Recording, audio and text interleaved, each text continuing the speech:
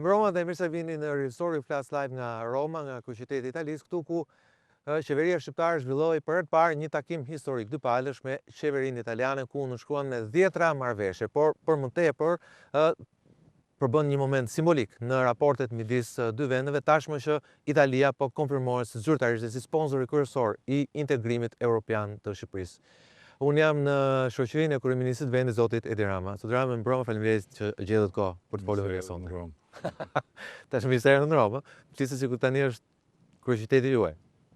Fakt sot bën një deklaratë shumë fort në konferencë për shtyptat që jemi një vend me Italinë. Ndjehemi si pjesë të një vend, edhe jemi ndjerë gjithmonë, mendoj unë, si shqiptar gjithmonë Italinë kemi pas atë Amerikën tonë edhe e kemi ndjerë si pjesë tonë, unë besoj. Jo, patjetër. Në fakt ishte simbolike dhe ndërtesa ka emrin Casino del Buon Respiro, pra është ndërtesa e ajrit mirë dhe u duk që ka një ajër shumë pozitiv midis dy qeverive, por ja bërë edhe pyetje zonës Meloni, a do jetë kjo mjaft për shpejtësinë e ecjes së Shqipërisë në rrugën e integrimit?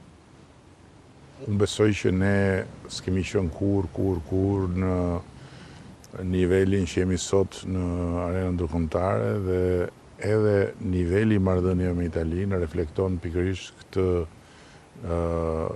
transformim të qenies së Shqipërisë ndërkombëtarisht dhe nga ana tjetër reflekton edhe një vullnet për hir të vërtetës të veçantë të kryeministres Italisë për të bërë më shumë me Shqipërinë dhe për Shqipërinë. Ka qenë diçka që unë e kam ndjerë qysh në takimin e parë dhe tani ka marrë shumë më tepër formë edhe për faktin se tani ajo vetë është futur plotësisht në kostumin e presidentes së Këshillit Ministrave të Italisë. Në fakt, unë nuk e dija, po fakti që Italia merr 6 muajt e parë presidentes BE-s në 2028-ën, kur presupozohet që ne të kemi mbyllur negociatat teknike, sigurisht është një lajm i mirë. Megjithatë, unë do kisha preferuar që të ishte te 6 muajt e 2028 se sa të parat, për shkak të faktit se, siç e kanë treguar edhe vendet e tjera, procesi politik do jetë pika nevralgjike, le të themi. Është një përkim i jashtëzakonshëm pozitiv në vazhdën e përkimeve të këtyre viteve të fundit që kanë praktikisht përshpejtuar në mënyrë eksponenciale, do thosha, procesin, pasi në ndërkohë që Malizi ka marrë vite tëra për të hapur kapitull, ne kemi hapur në 12 muaj, po numëroj tani dhe ato që do të hapen të fundit pas pak ditësh, të gjithë kapitujt, kështu që është një përshpejtim i jashtëzakonshëm dhe ai është një përkim i jashtëzakonshëm për faktin që nëse ne ja dalim me sukses të mbyllim negociatat brenda 2027-s, atëherë Italia 6 muajt e parë dhe posaçërisht kjo kryeministre do jenë një dorë e fatit në këtë proces. Në fakt, duhet thënë që fati ka qenë me ne gjatë 2-3 viteve të fundit për sa i përket procesit të integrimit. Meloni kur përgjigj pyetjes nëse do të ndihmonte apo jo me Greqinë, foli për në emër pra në vetë parë për kontaktet e saj me kryeministin Mitsotakis. Fakti Italia ne ka gjys borxhin me Greqinë, për shkak se ndesherrin me Greqinë, në thojza e kemi të trashëguar gjën e luftës për shkak luftës italo-greke. Por nga ana tjetër, apo i paguajmë ne një kosto gjithashtu temi kësaj vllazërie 3 me Italinë, dhe kjo nuk i referohet batutës tuaj si vllai i vogël i motrës madhe të Giorgia Meloni. Pse e them këtë? Pasi popull emigrantësh që do të bashkohet, me sa kuptova unë, ndoshta na e shpjegoni ju më shumë, marrëveshjen bilaterale ushtarake me Italinë, operacioneve për të ndalur fluksin emigrator në ujërat italiane dhe europiane. Nuk kemi ne një problematik të tillë në ujërat tona territoriale, me thënë drejtën, edhe kemi kohë që se kemi për fat mirë. ne kemi më shumë nevojë të vazhdojmë luftën kundër trafiqeve që ka njohur përparime të mëdha, por që është një luftë që faktikisht asnjëherë nuk mbaron kurrë, por gjithmonë duhet zhvilluar, sepse në çdo moment që ti e konsideron të mbaruar, ajo rifillon prapë. Dhe nga ana tjetër, ne nuk kemi paguar faktikisht asnjë kosto, madje nëse ta shikonim në mënyrë ngushtësisht politike, marrëveshja që kemi bërë na ka ndihmuar shumë në një Europë ku shumica e qeverive janë qeveri të djathta dhe i shkojnë në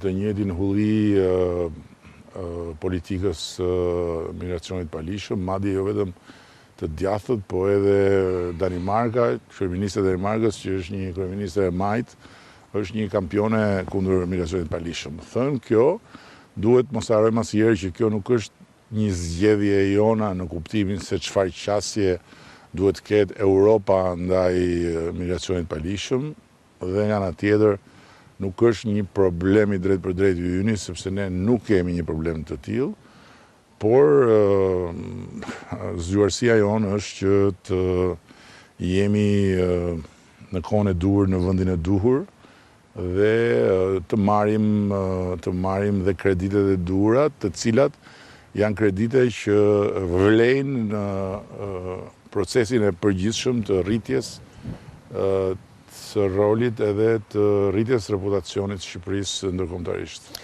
Sigurisht, po ndjeni që jam pak emocional në ripërsëritjen e asaj pyetje që u bëra dhe në fakt ndoshta për shkak të situatës nuk u përgjigjet në mënyrë të plotë, pasi ndodheshit në presionin e shumë gazetarëve dhe të shumë pyetjeve temi edhe provokuese, por ka një tragjedi të marsit 97-s ku kanë humbur jetën 81 shqiptarë dhe ku dhe vetë shtypi italian dhe autoritetet italiane e kanë gjetur spaku përgjegjëse një anije ushtarake italiane në mbytjen e 4 të radhës dhe humbën jetën 81 veta, të paktën së paku 81 vetë. Dhe shteti italian nuk ka kërkuar ndjes për të, zotë kryeminist. Nuk ka kërkuar ndjes të paktën formalisht, ndoshta ka kërkuar ndjes në mënyrë tjetër. Unë mendoj që e kanë bërë në të gjitha format edhe nga ana tjetër më shumë se sa për të parë nga shteti italian, kjo kujtesë na ndihmon të shohim veten dhe të mos harrojmë se në çfarë situatash kemi kaluar dhe çfarë periudhash tragjike kemi jetuar dhe natyrisht pa u kënaqur asnjëherë me atë që arrim, të mos harrojmë se nga sa larg vim dhe të jemi besimplot që nëse i kemi kapërcyer gjitha ato humnera e gjitha ato male në kuptimin e vërtet fjalës dhe sot arrim të ulemi në të njëjtën tryezë me qeverinë e Italisë, një format që e kemi nisur në krye të herës me qeverinë e Kosovës dhe sot e kemi me qeverinë e Italisë, është pa diskutim një arsye më shumë për të pasur shumë besim tek e nesërmja. Zotë kryeminist, për te temi anës protokollare dhe sigurisht imazhit ndërkombëtar të Shqipërisë që për herë të parë ulet themi në pozita të barabarta me qeveri të një vendi të Bashkimit Evropian, nga ana konkrete, marrëveshjet që nënshkruan, çfarë janë? Kjo është një tjetër i vlerështuar e takimit, sepse përtej fuqisë jashtëzakonshme simbolike që ka takimi, se patjetër që është e rëndësishme, përtej një vullosje të lartësisë, dinjitetit që ka sot Shqipëria ndërkombëtarisht, dhe që ky lloj takimi në këtë lloj formati e konfirmon përtej thellimit të një partneriteti strategjik që është kyç për Shqipërinë në shumë aspekte. Mbledhja praktikisht përmbylli një sër procesesh, diskutimesh dhe bashkëpunimesh për marrëveshje konkrete në fusha të ndryshme që janë marrëveshje me financime, që janë marrëveshje me programe zhvillimi, që janë marrëveshje me ngritje kapacitetesh, dhe jo rastësisht përmenda për shembull marrëveshjen për krijimin e një kompanie të përbashkët mes njerëz për ekselencave më të njohura të Europës në industrinë navale, siç është Fincantieri dhe kompanisë son të re Kajo për të ngritur kantierin e ndërtimit dhe të riparimit të anijeve në Pashaliman dhe pash pak gjithë studimin për këtë projekt edhe në vitin 2031 parashikohet që kjo kompani e përbashkët të krijojë një vlerë prej 400 milion eurosh, pra në një vit.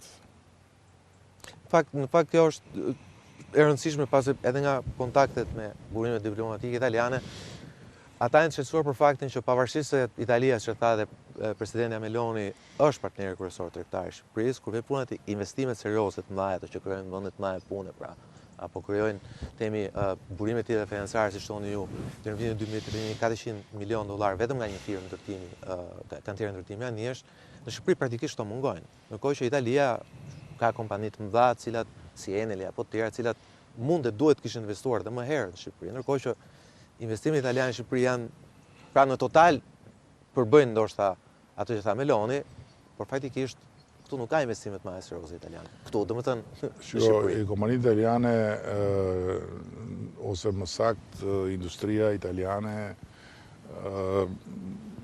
ka një profil të vetin në shtrirjen jashtë Italisë që nuk karakterizohet nga agresiviteti, po themi, në kuptimin e shtrirjes, por nga ana tjetër është e vërtet që ne mund të kishim dhe duhet kemi më shumë, edhe për këtë duhet ndihma dhe mbështetja e qeverisë italiane dhe duhet vëmendja dhe besimi i kompanive të mëdha, ndërkohë që mos harrojmë që ne kemi prej disa vitesh në Shqipëri Enin, që operon në disa fusha të kërkimit të naftës dhe të gazit në Shqipëri, dhe në ndërkohë jemi duke përmbyllur një marrëveshje shumë të rëndësishme strategjike me një grup të madh italian që është grupi San Donato për të sjellë në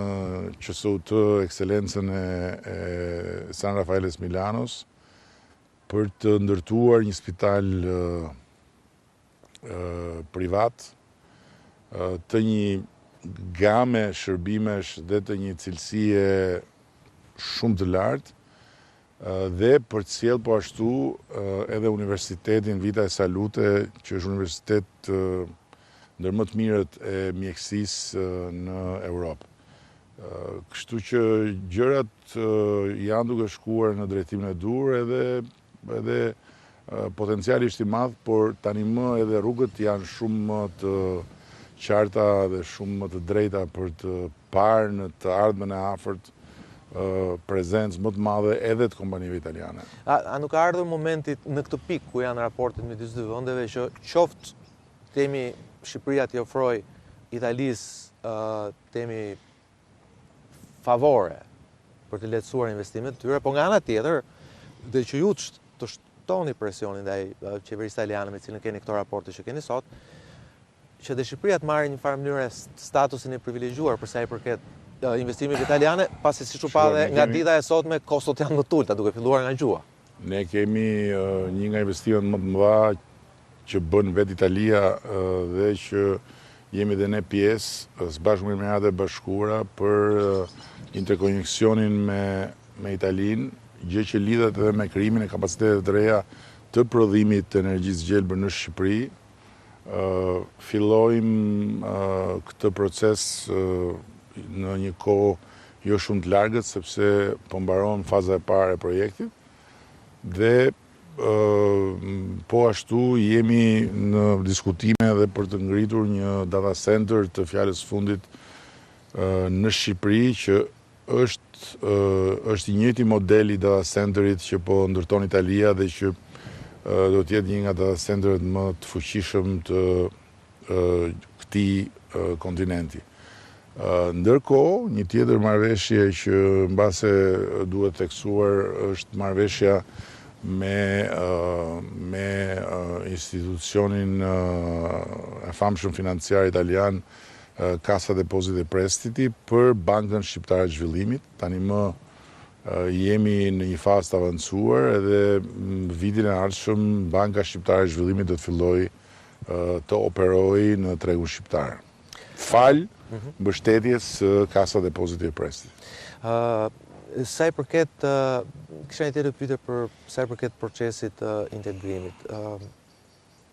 Themi, zona Meloni tashmë ka marrë nickname-in e grua sport të Europës, ja dha këtë presidenti Trump. Pra, Giorgia Meloni, Polonia, deri diku Hungaria dhe Slovakia përbën një presion të brendshëm te Bashkimit Evropian, gjë që her pas here tek analistë caktuar shton dilemën nëse ky Union Evropian do të arrijë dot të ekzistojë në momentet kur Franca nuk është në ditën e saj më të mirë, megjithëse është në ditën e mirë me ne. Dhe problemi është, ose pyetja është, në rast se themi rruga e integrimit vështirësohet sërish, edhe për shkak këtyre tensioneve të brendshme, sa e mundur është ajo që ju e thoni shpeshherë me shaka sa herë takoni Melonin, që në fund fare mjafton që ta ketë Italia nuk kujdestarinë e saj. Pra sa e mundur është Italia t'i ofrojë Shqipërisë një raport tillë special që t'i bëjë de facto qytetarët shqiptar ndihen europian spakun territorin italian. Ne kemi arritur këtë gjë me Italinë edhe me futbollistët, me pensionistët, kjo është çështje kohe, me patentat, pra nuk është se kohe që integrimi jon me Italinë në këtë kuptim të jetë i plot, fare i plot, edhe pse është pothuajse i plot. Në ndërkohë që unë nuk e mendoj fare alternativën e mos ekzistencës Bashkimit Evropian, sepse në të gjitha rastet Bashkimi Evropian mbetet projekti më jashtëzakonshëm i njeriut politik në historinë e politikës dhe këto janë faza, janë momente që në jetën tonë janë të gjata, sepse janë vite, por në histori janë fragmente kohe. Kështu që nëse Bashkimi Evropian ka një proces të vetin ku vihen re edhe problematika që krijojnë terrenin për të spekuluar dhe me mundësinë e zhdukjes ti, këto janë procese që janë kalimtare në këndvështrimin tim, sepse mënyra se si globalizmi e ka transformuar botën e bën të pamundur të imagjinosh që vendet, shtetet të kthehen mbrapsht edhe të zvoglohen, në ndërkohë që ajo që Europës i duhet sot është që të krijojë fuqinë e nevojshme për të qëndruar një faktor në një botë ku disa fuqi janë gjithmonë më prezente dhe ku numrat, pesha në popullsi dhe në gjeografi ka një rëndësi themelore për të qëndruar relevant. Kështu që fiksimi im është 2027, të kryejmë detyrat me sukses deri në 2027, të mbyllim negociatat teknike, të bëjmë gjithë luftën politike më pas për t'i kaluar të gjithë parlamentet në atë 2 vjeçarin tjetër dhe pastaj të ulemi në turezën e Bashkimit Evropian. Kjo për ne është histori, kjo për ne është diçka vlera e cilës matet me gjithë lëngimet edhe sakrificat e brezave që ikën dhe do të matet me të gjitha përfitimet që do kenë brezat që vinë. Kam një pyetje të fundit, po para se të bëj pyetje të fundit për çështjen e integrimit, do të bëj një pyetje të fundit për sa i përket raporteve me Italinë. Kujtohet dekada më parë tashmë kur zoti Majko, si kryeministër, pati folur për mundësinë e një tuneli që të lidhte që të lidhte Shqipërinë me Italinë. Atëherë, me thënë vërtetën, e patëm marrë me shumë shaka. Po ja ku jemi sot, kur të paktën tek ai kanal, jo Trantos, po kalojmë një linjë interkoneksione e cila për energjinë kuptohet, e cila do të furnizojë edhe një investim kolosal nëse ai do të realizohet në Zvërnec dhe në Sazan, mas marrëveshjes që keni nënshkruar në Dubai. Mendoni që një ëndër e tillë mund të bëhet diku realitet? Ëndër e tunelit Me që zonja Meloni foli për korridorin 8. Nuk është se ne na ka lindur kjo nevojë apo se mungesa e këtij tuneli na pengon të bëjmë gjërat që do të jenë nevojshme në të ardhmen. Kështu që në këtë aspekt nuk di fare çfarë them, por që nëse marrim thjesht si vizionin e një lidhje të pasgjithshme, atëherë kjo lidhje po bëhet gjithmonë më e pasgjithshme dhe nga kjo pasgjithshmëri e kësaj lidhje përfitimi i Shqipërisë dhe i shqiptarëve është i dukshëm dhe patjetër që është gjithmonë më i dobishëm. Për sa i përket integrimit, raporti i fundit i progresit, sigurisht me kujdes duhet ta them këtë, po padyshim ishte më pozitiv i viteve të fundit. Unë e them me kujdes, ndërkohë ambasadori ose kreu i misionit të Bashkimit Evropian zoti Gonzato e quajti raport shumë pozitiv. Megjithatë aty dolën problematika të rëndësishme që lidhen edhe me procesin teknik negociatave, duke filluar nga administrata publike, duke folur për liritë e brendshme, duke folur për rritjen e standardeve të zgjedhjeve. Sa jemi gati, sa jeni ju gati të sakrifikoni nga pushteti juaj politik në emër të përshpejtimit të procesit? Nuk kemi nevojë të bëjmë asnjë sakrificë dhe nga pushteti politik, përkundrazi pushteti politik na duhet për të bërë të gjitha ato detyra, sepse shqiptarët na dëgjuan dhe na besuan duke na plotësuar kërkesën që na japin një mandat shumë fort, dhe kemi mandatin më të fortë që kemi pas ndonjëherë, për të bërë pikërisht gjërat që duhura. Kështu që nuk kemi çfarë sakrifikojmë. Po i referohem raportit i cili thotë përdorimi i administratës, përdorimi i pushtetit, i dha favor palesisht në pushtet, i dha një hap apo dy hapa parë krahasuar me konkurrentët. Unë besoj që ne jemi shumë më tepër se një apo dy hapa, edhe kjo është fare lehtësisht e provueshme nëse do t'i marrim me radhë të gjitha aspektet e fushës ku zhvillohet gara politike. Por ne i marrim me seriozitet të gjitha vërejtjet dhe patjetër do bëjmë më të mirën që t'i adresojmë dhe që t'i përmirësojmë të gjitha proceset, përfshirë dhe procesin zgjedhor, me të gjitha mundësitë tona, natyrisht pa u përpjekur të bëjmë shpikje dhe as pa nxjerr syt për të vënë vetulla. Kësaj i referoheni çfarë? Jo, kam fjalën që standardet dihen, praktikat më të mira dihen, mënyra se si të tjerët i kanë adresuar problematikat dihen dhe përmirësimet që ne kemi bërë në standardet zgjedhjeve dhe në proceset zgjedhore janë të jashtëzakonshme, po të marrë parasysh ankthin që kemi pasur në kohën kur kutit nuk hapeshin. Sot jemi në një kohë krejt tjetër, edhe praktikisht kutit u rinumëruan të gjitha dhe lëvizjet ishin krejt të papërfillshme në raport me rezultatin dhe krejt të papërfillshme për të konsideruar të dyshimta në raport me vullnetin e mirë të administratorëve zgjedhor. Sapo keni rifituar, më saktë, 5 bashki të tjera në zgjedhjet e pjesshme të nëntorit.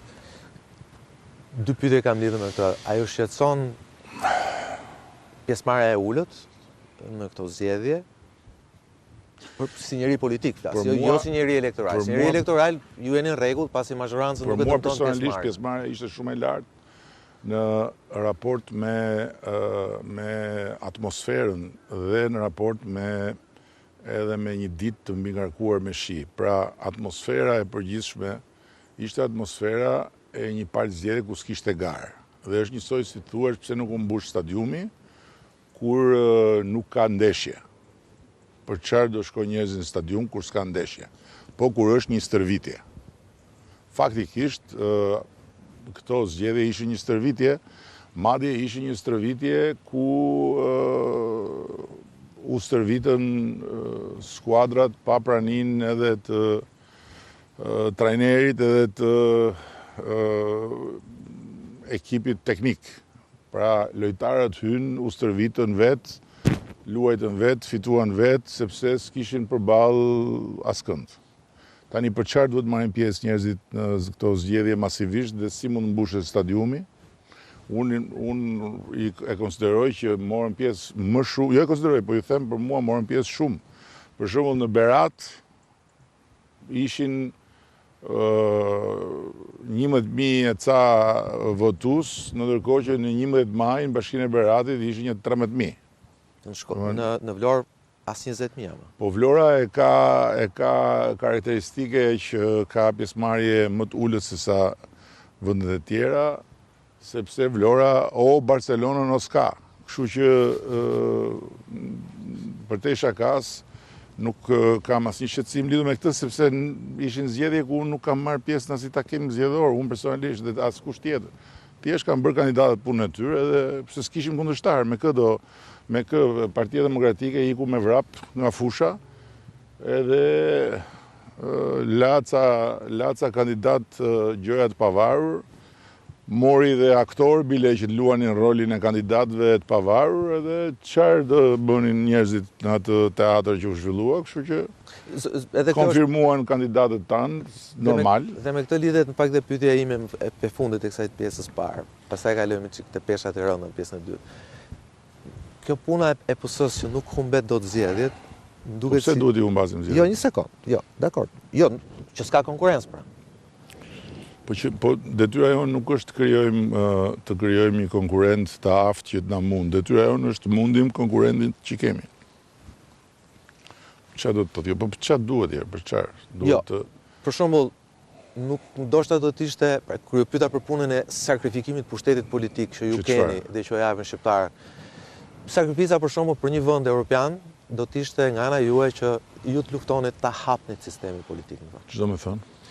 Sepse në këto kushte kur Partia Demokratike ka hyrë në një proces tretje biologjike dhe ku për momentin shkëndijat e forcave treja janë ende të zbeta, mos do të ishte temi dhe dinjitoze në pamje shtetërore që Partia Socialiste që ka marrë misionin e reformës në drejtësi, të reformave të tjera, t'i futet edhe sistemit të reformimit politik të vendet. Ç'do të thonë? Të hapte sistemin politik. Ja, për sistemin politik. Të gjithë janë të mirë se ardhur të hynë të bëjnë përpjekjen e tyre, sepse tjetër është hapja, tjetër është copëzimi i sistemit politik, duke krijuar kushtet që gjithë farë lloj partish të marrin pjesë në një proces që pastaj bëhet i paqeverisshëm. Ne kemi nevojë të qeverisemi dhe të qeverisim, ne kemi nevojë të bëjmë reforma dhe kemi nevojë të bëjmë punët. Në qoftë se ne bijem në batakun e 10 partive edhe të lojrave të cirkut mes gjithë farë lloj speciesh që vërtiten në atë arenën e cirkut, atëherë ne nuk kemi asnjë gjas që të bëjmë gjërat e duhura. Ndërkohë që përtej të gjitha defekteve, gabimeve të metave që pa diskutim ne kemi, punët që po bëjmë janë punë të dobishme dhe janë punë me duk për Shqipërinë dhe për shqiptarët. Po rrisim pensionet, po rrisim pra pagat, po rrisim pagën minimale, po shtojmë investimet, pa shtuar taksat, pa rënduar askënd për të krijuar të ardhura, pra faktikisht ne po bëjmë punët që na takojnë edhe njerëzit po na japin besim. I referohem faktit që ju jeni shprehur në distancë në idesë që ndoshta parlamentit duhet shkojë drejt 100. Po kjo nuk ka lidhje me hapjen e sistemit politik, kjo ka lidhje me ju keni qenë gjithmonë partizani i dy partive. Po, unë jam partizani i dy partive dhe unë juftoj të shikoni se ç'a ndodh në përbot sot dhe ç'a ndodh në vendet e paqeverisshme dhe ç'a ndodh në vendet që qeverisen, qoftë edhe me koalicione, po koalicione të qëndrueshme. Ndërkohë që ideja se demokracia lulëzon kur ka 100 parti është një ide absolutisht infantile dhe që nuk është e bazuar në asnjë lloj prove të realitetit, sepse lulëzimi i demokracisë do të thotë lulëzimi i jetës institucionale dhe jeta institucionale ndërtohet me reforma dhe reforma duan mbështetje politike dhe mbështetja politike buron nga fuqia që ke për të ekzekutuar vullnetin në funksion të reformave. Nuk bëhen reforma me 100 parti, nuk I ka bërë ndonjëri ndonjëherë që t'i bëjmë ne dhe s'kemi fare pse hymë asaj rruge. Po vetëm në kushtet aktuale që flas ju keni drejt në teori, po në praktik sot kemi një mazhorancë e cila nuk lëviz, është solide pavarësisht se ç'a ndodh. Jo, pse pavarësisht se ç'a ndodh, se kjo diskutojmë. Kjo ja vlen të diskutohet, pse pavarësisht se ç'a ndodh. Ndërkohë keni një opozitë e cila vetëm opozitë nuk është për moment, nuk ofron asnjë lloj alternative përballi jush. Po. Dhe një alternativë do të ishte temi oponenca, do të ishte mirë dhe për ju. Po patjetër do ishte mirë, nuk e kemi. Ngushëllimet tona për ata edhe ngushëllojmë veten sa të mundemi duke përpjekur që të bëjmë më mirë dhe duke u bërë dhe opozitë vetvetes në shumë raste. Kjo është ajo që kemi në këtë moment, por nëse Shqipëria sot është në momentin e vet më të mirë të gjithë këtyre viteve, kjo natyrisht lidhet me faktin që Shqipëria sot qeveriset më mirë se që qeverisur ndonjëherë dhe kjo lidhet me faktin që qeveria ka kapacitet politik në kuptimin e mbështetjes që buron nga besimi i njerëzve dhe nga numrat që kanë në parlament. Kur ju referohet opozitës që I bëni vetvetes, sot në një nga televizionet e Tiranës ju kanë nxjerrë një video kur ju ishit shumë jashpër me dikë në telefon. Besoj ju kanë njoftuar. Në hotelin ku keni ndenjur dikujt që I thonin telefon, je kryetar apo je bashkëkryetar, diçka e tillë, nuk e di me kë keni folur në telefon. Po është një video që kanë nxjerrë në televizion. Unë flas telefon gjatë gjithë kohës me shumë njerëz,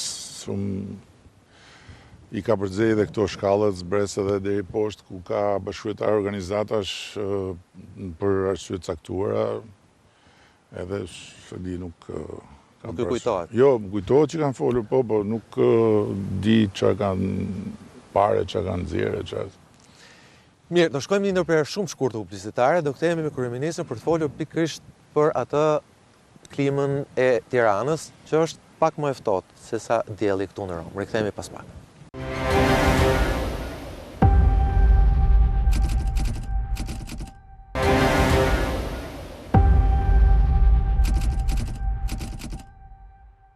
Rikthehemi në këtë intervistë live në Real Story këtu nga Roma me kryeministrin e vendit zotin Edi Rama. Zoti kryeministër më replikuat në fund të pjesës së dytë atë çfarë po ndodh me ne. Çfarë po ndodh në fakt me mazhorancën? Çfarë më ndodh me mazhorancën? Po dëgjosh ekranet e Tiranës, thuaj se ka pasur lufta civile. Po kur ekranet e Tiranës kanë reflektuar realitetin e njerëzve në territor dhe kur njerëzit I kanë dëgjuar ekranet e Tiranës, se po dëgjoni njerëzit ekranet e Tiranës, ne nuk do kishim fituar si palë zgjedhje Dem Babaden, kështu që se di çfarë thon fare ekranet e Tiranës, se unë nuk I shoh ekranet e Tiranës, më ilumino. Për shembull, ti rikthehemi ditës Halloweenit, 31 tetorit. 3 ngjarje që ndodhen në një ditë, pastaj rastësit, nëse gazetarë nuk besojmë të rastësit. Një vendim gjykatës kushtetuese që rikthen Erion Veliaj në postin e kryetarit të bashkisë, SPAK-u që merr në hetim zëvendës kryeministren dhe pak orë më vonë vdes Fatosnana. Tani, nuk besoj se një dorë e padukshme i ka bashkuar të treja bashkë to. Ka ditë që janë me ngjarje, ka javë të tëra që s'ka ngjarje, kështu që nuk i shoh të lidhura me njëra tjetrën këto. Po nëse i marrim të treja me radhë, të treja kanë ato domethëniet e tyre sipas meje. Ti marrim me radhë. Domethënia e parë lidhur me të parën është që një njeri i rëndësishëm i jetës publike shqiptare për vitet tëra u nda nga jeta edhe la pas një kujtim pozitiv, mendoj. Madje ishte edhe disi e neveritshme të shikoje që ata të cilët e torturuan, e burgosën, përndoqën me fjalët më të egra të shqipes për vitet tëra, papritur pa kujtuar, e mirë trajtuan dhe i dhanë atë që uroj më në fund të besojnë, por nëse besojnë, duhet të kërkonin falje dhe të bënin një shfaqje pendese publike për çfarë i kanë bërë në të gjallë. Leoni, para se të kalim të pikat e tjera, ju në fjalimin tuaj e pranuat që ai kishte qenë babai juaj politik, siç dhe pranuat që ju ishit i biri që politikisht vrau babain. Po e kam thënë edhe tjerë. Për të zonë atij vendit. Pyetja ime është tani që ju jeni kryetari i Partisë Socialiste që për 25 tetorit vitit 2005 kam patur fatin që bëj intervistën e parë atëherë me herë pas kongresit. Pra pas 20 vjetësh ju jeni babai politik i Partisë Socialiste. Se kam një birë që të më vrasë për momentin. Keni apo s'keni? Jo, se kam një birë politik që të më vrasë për momentin, flasë. Se ku është? Se kam. Pra, sepse kjo pastaj, këtu futemi pastaj tek teoritë konspirative të ekraneve, por dhe jo vetëm, lidhur me raportin tuaj me Erionin, i cili gjithë e dim që ka qenë raport shumë i afërt, por SPAK-u nga vendimi i gjykatës kushtetuese dhe deri tani janë shtuar pikpyetjet nëse ka një pavarësisht kushteve në cilet ai ndodhet. A ka një raport tuaj, ju keni një raport me Erion Veliaj? Raporti im njerëzor me Erionin është më i fortë sot se shka qenë, që t'jemi të qartë. Nga ana ime. Po nga ana e ti? Jo, dhe kur them nga ana ime, e theksoj sepse nuk është një raport që ka komunikim për shkak të pozicionit në cilin ndodhet ai. Kështu që nga ana njerëzore, përveç se çka ka qenë më parë, është shtuar edhe një keqardhje e thellë për atë që ai po përjeton. Dhe nuk po hyj këtu të komentoj asgjë më shumë, sepse s'dua të merren pastaj fjalët dhe të përdoren apo të keq përdoren si komente që kanë të bëjnë me drejtsinë, se s'dua të hyj në atë territor. Jo, po pa hyrë te drejtësia, jo, po them pra që kam një keqardhje shumë të thellë për atë që ai po përjeton. Dhe për mua, padrejtësisht, ai po mbahet peng në qeli, në ndërkohë që me çfarë unë kam dëgjuar, me çfarë unë kam arritur të kuptoj, mbase nuk i kam dëgjuar gjitha, si kam kuptuar gjitha, por çfarë është bërë publike, për çfarë është bërë publike, ai fare mirë mund të hetojë në gjynet lirë dhe mund të vazhdonte të drejtonte Tiranën. Kështu që në aspektin njerëzor, unë ndjej keqardhje të thellë për atë që ai po përjeton. Në aspektin e përgjegjësisë politike dhe publike që unë kam, ajo që thash në asamblenë e partisë dhe ajo që ne bëm është diçka që do ta bëja përsëri nëse do kthehesha mbrapa. Pra që Erioni të largohej nga ajo detyrë që është në pamundësi për ta kryer, sepse këtë tha dhe gjykata kushtetuese. Dhe që Tiranat mos mbetet pa kokë. Shumë e thjeshtë. Tani të gjitha të tjerat janë pastaj dokra, janë teorira, janë muhabete të klubeve mediatike, të klubeve politike që mua nuk më interesojnë fare, realisht nuk më interesojnë. Dakor, As nuk i marr përsipër që ti komentoj. Dhe si shikoni dhe unë nuk po tjerën shumë se dhe unë nuk bëj tentoj të mos bëjmë pjesë e atij lloji kazani. Por ju sapo thatë që nëse do ktheheshit prapa do bënit sërish një gjë, pra do kërkonit që Erioni të zëvendësohej me zgjedhjet sepse mendoj është gjëja më e padrejtë që i bëhet Tiranës, që nga një anë i merret peng njeriu që ka zgjedhur, nga ana tjetër i merret peng e drejta për të zgjedhur dikë tjetër, në kushtet kur njeriu që ka zgjedhur mbahet në paraburgim nga drejtësia, pra nga i pushteti i pavarur, që ka të drejtën e vet të bëjë atë që mendon, dhe që pavarësisht se çfarë mund mendoj unë ose çfarë mund mendojmë ne, s'ka pikë rëndësie për sa i takon asaj që mendon dhe që bën drejtësia. Se këtë kemi vendosur të japim pavarësinë dhe mos ta vëmë në diskutim faktin që është i pushteti i pavarur dhe pikë.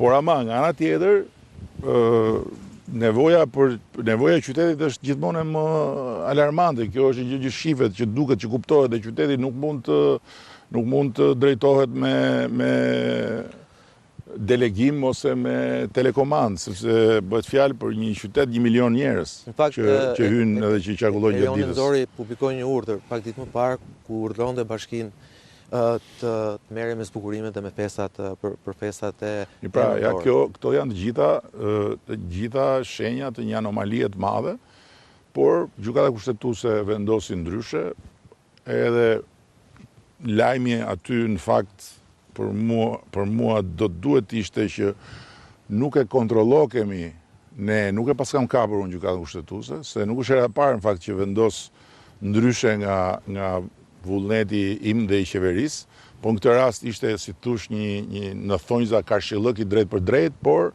është gjykata kushtetuese, është drejta gjykata kushtetuese të marrë vendimet që i takojnë asaj t'i marrë, dhe tani nëse kjo gjykata kushtetuese do të jetë koherente me këtë vendim, do duhet që kur kryetari i bashkisë shkoi aty për të kërkuar të lirohet dhe të vazhdoj në gjendje të lirë procesin, gjykata kushtetuese duhet ta lirojë, sepse ndryshe është bie në kontradikt thellë me vetveten. Këtë them unë. Në fakt, për shumë veta vendimi është kontradiktor, se siç thatë dhe ju, nga njëra anë e quan S'ka mundësi nuk mund ta ushtroj. S'ka mundësi të shkoj, po ju nuk duhet ta lëvizni. Pra, vendimi i gjykatës kushtetuese jo në atë mënyrë. Pra, në një farë mënyrë gjykata kushtetuese jo në mënyrën se si është kërkuar. Pra, Erioni duhet të ishte prezant në Këshillin Bashkiak, dhe qeveria duhet argumentonte më shumë se thjesht mungesën e tij.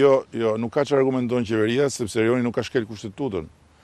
Dhe pastaj këtu hymë në një diskutim tjetër që a duhet në fakt gjykata kushtetuese ta merrte fare në konsiderat, sepse ai nuk është shkarkuar për shkeljet kushtetutës, ai nuk ka bërë në këndvështrimin tonë në i faj dhe për këtë duhet shkarkuar, ai thjesht nuk ka ardhur në punë sepse nuk është mundësuar që të vijë në punë, por ama puna duhet bërë apo jo? Por ama gjykata kushtetuese në një farë mënyrë nuk e mbylli 100% derë. Këtë nuk e di unë çka ka bërë gjykata kushtetuese, e mbylli e hapi, unë di që gjykata kushtetuese e la Tiranën pas zgjedhje dhe e la Tiranën pa kryetar bashkie. Dhe për këtë ose më saktë konsideroj kryetar bashkie atë që është në pamundësi për të bërë detyrën, kështu që po gjykata kushtetuese duhet bëj hapin e dytë që t'i japë mundësinë të bëjë detyrën. Dhe pyetja ime tjetër, ju sapo thatë pak më herët që nëse do rikthehesha do të bëja të njëjtën gjë. 100 herë. Pyetja ime është shumë e thjeshtë. Do të tentoni sërish ta shkarkoni zotin Velia nga kryetari i bashkisë? Po nuk do shkojmë t'i bijem murit me kokë, se të shkosh kundër një vendimi që ka marrë gjykata kushtetuese apo cila do gjykatë, shkosh t'i biesh murit me kokë edhe të praktikisht të hysh në konflikt me sistemin që ke zgjedhur, që është sistemi demokratik dhe unë nuk mund të hyj në konflikt me zgjedhjen strategjike dhe historike që kam bërë dhe kemi bërë si Parti Socialiste, që i kemi dhënë pavarësinë e plotë drejtësisë. Pra, Erion Veliaj do të qëndrojë kryetari i bashkisë deri në vitin 2027. Po nëse nuk ka mundësi për të shkarkuar, si do ndodhi? Po se tatë ju këto na e thoni pra. Jo, po se tatë ju kush do thot tjetër. Po e ka thënë gjykata kushtetuese pra. Erion Veliaj qëndron kryetari i bashkisë Tiranës deri në 2027. Ai nuk mund të shkarkohet. Kaq është shumë e thjeshtë. Pra, do vazhdoj të qëndroj kryetari i bashkisë deri në 2027. Po ç'do bëjmë? Okej. Besoj që i dhat një përgjigje kësaj gjoje, sepse dilema ka qenë nga deklaratat tuaja se ju vazhdoni takimet me njësitë bashkiake në Tiranë. Jo, unë do patjetër vazhdoj takimet me njësitë bashkiake në Tiranë. Po si do ta bashkëqeverisni Tiranën? Jo, takimet me njësitë bashkiake në Tiranë janë takime që bëhen në një komplet kontekst tjetër, nuk kanë lidhje me fushatën zgjedhore. Janë takime që bëhen në kontekstin e komunikimit me njerëzit dhe nuk bëhen vetëm njësitë bashkiake në Tiranë, bëhen në të gjitha njësitë e Republikës. Deputetët tanë, drejtuesit tanë politik kanë qenë në të gjitha njësitë dhe vazhdojnë bëjnë punën me njerëzit, se 83 mandate janë detyrim shumë i madh. Plus që tani ka përkon kjo me kohën e buxhetit. Është buxheti i përgjithshëm dhe buxheti i përgjithshëm 2026 ka disa gjëra shumë të rëndësishme për të ndarë me publikun. Kryefjala arritja, fillimi i ciklit të rritjes së pensioneve dhe pastaj është dhe buxheti bashkiak. Dhe nuk ka kryetar bashkie. Kështu që drejtuesja politike e Tiranës, nën kryetarët, kryetarja ndërtyrë etj. Do bëjnë këtë punë. Dhe unë kur kam mundësi, shkoj ose do shkoj qoftë aty, qoftë vende të tjera. Çfarë ndodh me Olgerta Manasiliun tani? Olgerta Manasiliu është drejtuese politike e Tiranës, është deputete e Partisë Socialiste dhe do të jetë ajo kandidate? Është kandidatja jonë, Olgerta patjetër. Pra ajo do jetë kandidata jonë në 2027? S'kemi tjetër, Olgertën kemi po. Po mund të lirohet Erion Veliaj. Mund të lirohet Erion Veliaj. Tani ne po flasim në këto kushte që jemi sot. Zoti kryeministër, po a ditë premte? Por lirohet Erioni nuk mund të jetë kandidat në 2027 për 2031. Po. Jo, edhe për arsye se nuk mund të kandidojë edhe për herë tretë, po. Për herë të katërt. Për herë të katërt, yes. Zoti kryeministër, zëvendës kryeministja po a ditë premte u morën në hetim për mos barazin trajtimin e tenderit për tunelin e Llogaras. Ju nuk keni bërë asnjë koment. Edhe s'kam ndërmend të bëj asnjë koment. Çfarë komenti të bëj? Si tha Lori Boriçi, shiu ka punën vet, ne kemi punën tonë. Spaku ka punën vet, pra ju keni punën tuaj. Po, normal, janë ndërdara. S'kemi asnjë dilemë në këtë pjesë. Dhe nuk ndryshon asgjë. Çfarë do ndryshoj? Ju e dini. Çfarë do ndryshoj? Duhet mësohemi me këtë. Nuk është diçka që tani më kemi nevojë akoma të jetojmë për të mësuar. Duhet të mësohemi me këtë, që jetojmë në një sistem ku Partia Socialiste e Shqipërisë dhe askush tjetër, që t'jemi shumë qartë për këtë, me mua në krye, i kemi njohur pavarësinë e plot drejtësisë.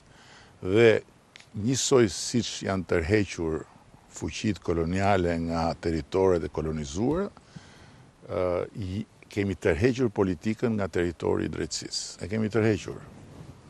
Dhe jemi të vetmit garant për mos futjen përsërit politikës në territorin e drejtësisë. Jeni sigurt për këtë? Jam 100% i sigurt, sepse të tjerët përbetoheshin që do ta shkrihin spakun të nesërmen po të fitonin zgjedhjet. Po unë këtë po thoja. Jo po të fitonin, po kur të fitonin zgjedhjet. Po unë këtë po thoja, po ndërkohë nga ana tjetër duket që fashikujt e spakut po përhapen nga deputetë opozitës. Pra kur thoni që s'ka influencë politike, ndoshta s'ka influencë politike nga ju. Po jeni sigurt që s'ka nga pala tjetër? Jo, e kisha në sensin që jemi të vetmin garant që politika nuk do rifutet në atë territor për ta rimarrë prap. territorin dhe për t'i njohur drejtësisë, sovranitetin nuk po flasim për lidhje, për kanale, për prokuror që bëjnë lojra me median, që rrjedhin informacione, që nxjerrin sekrete timore, etj. Nuk po flasim për këto. Këto janë defekte, faje, krime brenda sistemit të drejtësisë. Po flasim për pavarësinë e atij territori dhe për garancinë që ai territor nuk do ripushtohet nga politika. Dhe kjo garant për këtë jemi vetëm ne. Të tjerë do ta kishin ripushtuar nëse do kishin fituar zgjedhjet dhe janë gati në çdo moment që të marrin pjesë në një ripushtim, po kjo nuk ka për të ndodhur sa të jemi këtu. Dhe si do ta ndaloni këtë?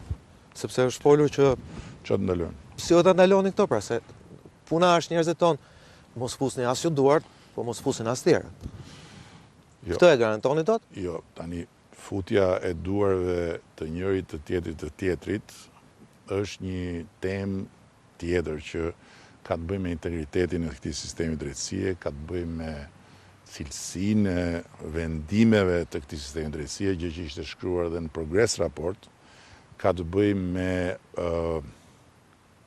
me mënyrën se si organet e drejtësisë ngrihen në lartësinë e misionit tyre dhe se si nuk lejojnë që brenda tyre të ketë shkelës ligjit dhe të ketë kriminal të veshur si prokuror apo të veshur si gjykatës. Dhe për këtë ai sistem ka hallkat e veta, ka këshillën gjyqësor, ka këshillën e prokurisë, ka inspektorin e lajt drejtësisë. Por këto janë procese dhe janë probleme që duhen trajtuar në instancat e duhura dhe në mënyrën e dur, pa futur duart politika në kuptimin e cënimit të lirisë dhe të sovranitetit të sistemit. Nesër, që është e premte, SPAK-u ka thirrur Sali Berishën për herë të parë për çështjen e 21 trasi këtë doj edhe të bëj atë që shef të arsyeshme, unë nuk më intereson fare t'ju them të drejtën se kë thret dhe kë pyet në kuptimin që të marr pjesë në këto ndodhira sikur janë ngjarje që do të merrem të gjithë me këto ngjarje, sepse jo, me 21 janari duhet merresh.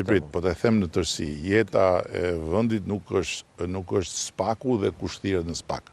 Ajo është jeta e SPAK-ut, jeta e vendit ka 1000 gjëra tjera dhe unë personalisht jam i ngarkuar të merrem me disa qindra nga ato 1000 gjërat e tjera, kështu që punët janë të ndara. Për sa i përket 21 janarit, thot një fjalë e urtë, më mirë vonë se kurrë, por nuk e di nëse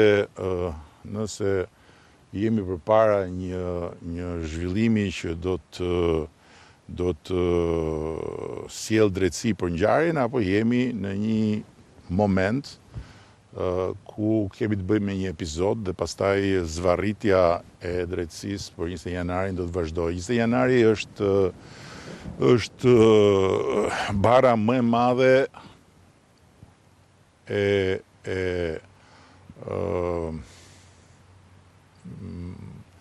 si thoshe mos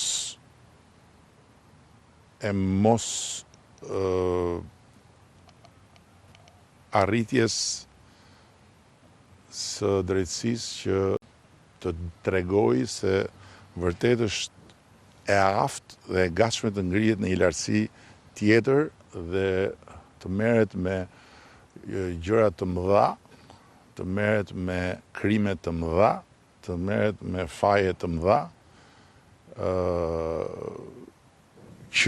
që vendosin standarde dhe vendosin gur të mëdhenj në këtë rrugë. Kështu që shpresoj shumë që të jetë një fazë re dhe finale e procesit dhe të mos jetë një epizod për atë spektaklin e parakalimeve aty para SPAK-ut ke stacionit trenit që është bërë një shëmtie e madhe në vete. Pra është 21 janari një test edhe për drejtësinë e re? 21 janari është test që është aty dhe ka vite që është aty Flas për tren. Edhe të vrarët e 20 janarit rrotullohen në varr sa herë vjen data, ndërkohë që ne që jemi mbi tokë akoma ulim kokën sepse ndjehemi të turpëruar që nuk kemi më çfarë fjalësh të themi, ndërkohë që krimi bën mu edhe përgjegjësit për ato vrasje vinë vërdall edhe bëjnë moral nga mëngjesi deri në darkë. Një pyetje e fundit që lidhet me situatën e krimit pas asaj ngjarje tron që ndodhi 2 ditë më parë, që për fat keq themi përforcon idenë se në uniformat blu duhet një reformë e thellë, zoti kryeministër. Ju bët një lëvizje revolucionare duke vënë zonën Koçiu, ministre të punëve të brendshme. Mendoni që duhet bërë diçka më shumë e policia? Jo, unë mendoj që ne kemi bërë progres të madh edhe në atë drejtim, por ajo që na mungon qartësisht në këtë moment është rritja e kapaciteteve për monitorimin dhe identifikimin e keqbërësve dhe ne kemi praktikisht vënë në vijë këtë proces që është zvarritur disa kohë për fat keq për arsye burokratike nga ana e policisë shtetit dhe nga ana e Ministrisë Brendshme, që është procesi i transformimit digjital të monitorimit me kamera inteligjente të rrugëve dhe të qyteteve të vendit, që do të thotë, e thënë në terma konkret, nëse ne do të kishim këtë sistem në këmbë, vrasit apo vrasi, apo nuk e di sa kanë qenë në Rinas, do ishin identifikuar në kohë reale, sepse sistemi nuk i jep mundësi keqbërësve të ikin në drejtim të paditur, ose e bën 1000 herë më të vështirë, po themi. Kështu që projekti është gati, financimi është vënë dispozicion, kompania është një nga më të mirat në botë,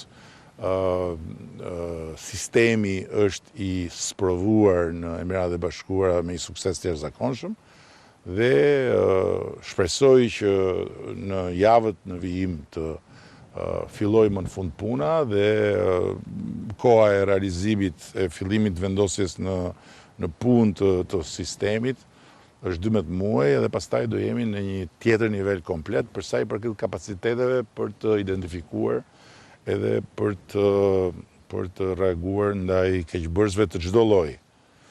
Zoti kryeministër, faleminderit që më sonte. Ishte kënaqësi të kishim program. Faleminderit. Live nga kryeqyteti. Faleminderit që erdhe në Romë edhe rrugë të mbarë bashkë në Tiranë. Të gjitha rrugët çojnë në Romë. Këtej rollën edhe lajmet sot. Qëndron Veliaj, qëndron Balluku. Bashkë jemi të hënën ora 8. Deri atëherë nga unë Sokol Balla, natën e mirë.